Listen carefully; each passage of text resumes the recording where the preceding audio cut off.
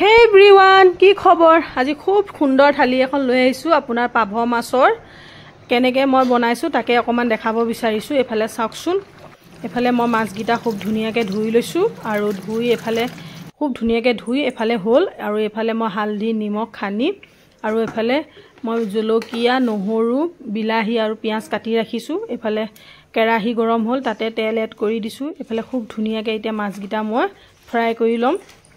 আপোনাৰ এফালে মাছ ফ্ৰাই হৈ গল মু একেখিনি তেলতে মই পাঁচফোৰণ আৰু বগা সৰিয়হ মই পিছি ৰাখিছিলো পিয়াজ এনেকৈ দি আপোনাৰ বগা সৰিয়হ দি এনেকৈ ভাজি লৈছো খুব ধুনিয়াকৈ তাৰ পিছত মছলাখিনি মই এড কৰি দিছো জিৰা ধনিয়া বিলাহী আৰু ৰেড চিলি হালধি পাউডাৰ এনেকৈ দি খুব ধুনিয়াকৈ মই 5 মিনিট ভাজি লৈছো আৰু কেঁচা জলকীয়া কেইটামানো